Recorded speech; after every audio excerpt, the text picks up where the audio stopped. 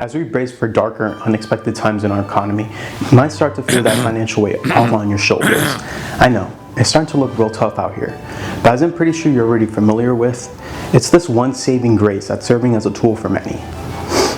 I'm gonna cut to the chase right here. It's these Pay-in-4 companies like Affirm, Klarna, and Zip, and much more on as much of a full swing as these credit lending borrowers we are all too familiar with, that offer those who struggle to make a full purchase to break up their payments in installments. I personally have escaped the premature grasp Wells Fargo had me, starting at 18 years old. I already hit my limit within 6 months, and with the devilish interest, I obviously didn't understand what all that meant at that time. And just like me as a fresh adult, buy now, pay later services are primarily in the use of less privileged consumers or new credit lendees. According to Janet Nguyen from Marketplace, women, Black, and Latino consumers, those with low credit scores, and households making between $20,000 to $50,000 a year are more likely to be BNPL users. She's referencing from a report from the Consumer Financial Protection Bureau and Federal Bank of Boston, finding that commonly affected groups in the country are also likely to use a pay later option at the counter.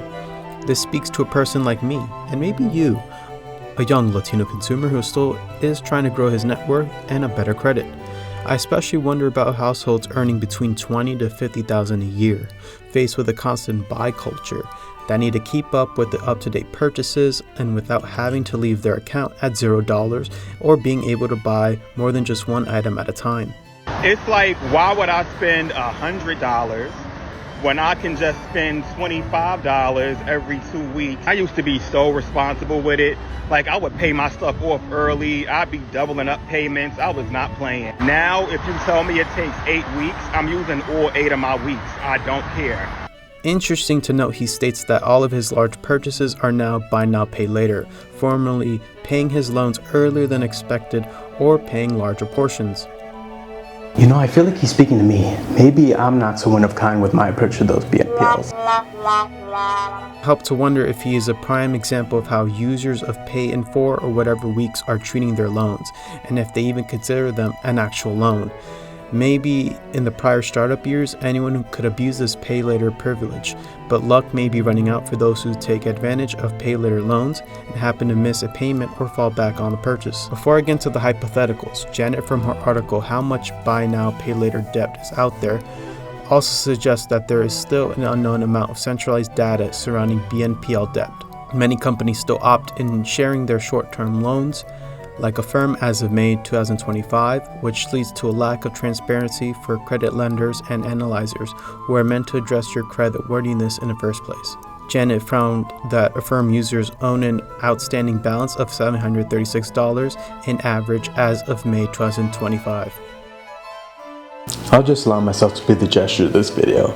My unpaid balances do exceed that $700 average, and I'm honestly struggling to know if that makes me such a bad financial expert. The total you owe on Affirm is $3,324. Close your Affirm! I actually think it's a great tool for people. You're using 32% interest! It should also make you wonder, what would you think most of this buy now, pay later debt contributes to? Expensive purchases, maybe a laptop or a bunch of well-needed clothes.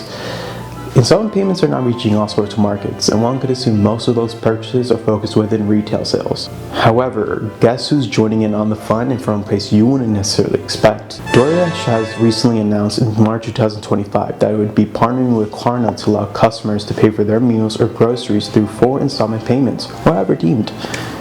Although one option allows you to pay in full so you don't have to whip out that credit card, the food delivering company is now permitting its users to pay for their monthly grocery bill or expensive dine out through the app and being able to split that through any sort of payment.